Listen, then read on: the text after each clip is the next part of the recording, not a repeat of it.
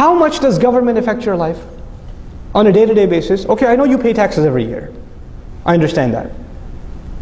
But other than that, on a daily basis, what influence does government have on your life? The major things that are in this country, for example, the way you think about fashion, the way you think about what's success and failure, your mentality, you know it doesn't come from the government.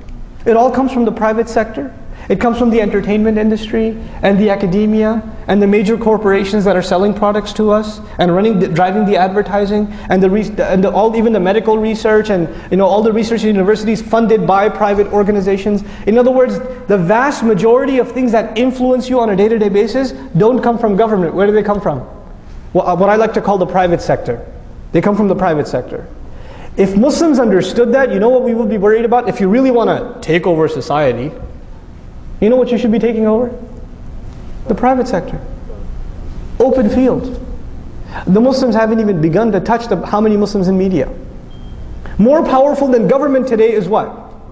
The media can change the course of elections. The media can get a president impeached. The media can do crazy things. The media can say things like horrible, terrible things like Obama's Muslim. Right? And get away with it. Media is powerful. Academia, universities shape the minds of the pillars of this society. How many Muslims in academia? How many Muslim sociologists, anthropologists, political scientists, historians? We're not present. We came to this country and we thought success is doctor, engineer. Okay, fine, you couldn't do doctor, engineer, programmer, right? IT, right? Or okay, if none of those worked out, gas station, right? This was success for us. If we make good money, if we can buy a nice house, if we can live in a nice neighborhood, we've got success. This is success for an individual, maybe. For a community, look at what, and I'm baffled by the Jewish community. I'm amazed by them. You know why? Because when they first came to this country, they were treated like we are treated now. And you know what they got themselves? You could say, oh, they're riba people, whatever. But you know what they really got themselves into? Not just financial institutions, entertainment, literature, academics. Virtually any major university in the country, a significant proportion of the faculty is Jewish. That's a norm. It's normal, you know. So they became the deep fabric of this country. So it's so much so that they're untouchable. Muslims didn't. We became skilled labor.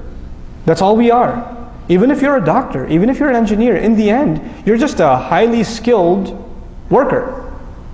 You're not someone who influences minds or causes ripples in society. You're not.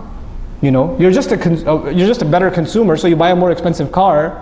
So I guess you're adding to the economy a little bit, but you're not a mover and shaker.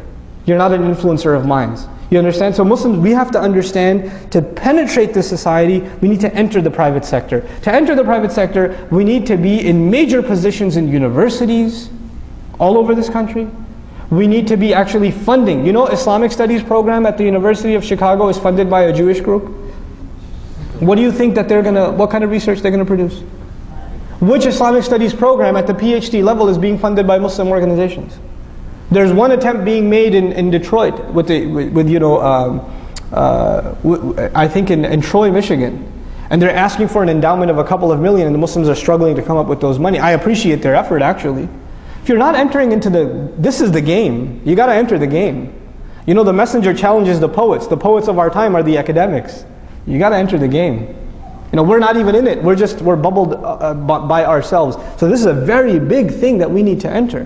We need to have our Muslim youth that are creative go into media studies, go into film production. This is the language of this is the poetry of our time. You know, the thing that moved the masses in the time of the messenger was poetry. What moves us today is YouTube, right? We need people that are actually qualified in film production, sociologists, not just psychologists, but even like historians, Muslim historians. We need them. We don't have them. These are things that become the fabric of a society. And the other thing we need is huge, massive Walmart-sized businesses.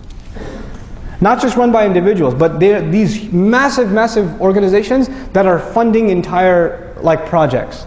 So for example, I'll give you a secular example like the Bill and Melinda Gates Foundation from Microsoft, right? They give so many endowments to schools across the country and help out and things like that. Muslims need to have institutions like that. That don't just help Muslim institutions, they help America in general. They help America at large. Why should we do this? Because then we become a fabric of this society. We become, they can't talk about us like they do now. They talk about us now as though we're like these wild dogs let loose in the society. Literally, that's how we're talked about in the media. We're not given human dignity when we're talked about. That's not where we stand. Why not? Because we isolated ourselves.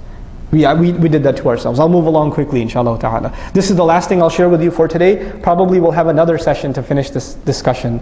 And just to, again, I know there's a lot of different things I talked about here, but again, I just want food for thought. I want us to just think about these things. And inshallah ta'ala, hopefully the purpose of a community is some people are good at some things, others are good at other things. We manage our resources and people get involved in projects that are trying to build one part of the solution, others another part of the solution. And it's all syncing and coming together cohesively. That's what we need, that's the point we need to get. How many human resource managers in our audience today? Any HR managers? Not one? We should have human resource managers. Because one thing we need at the level of Muslim community is human resource management.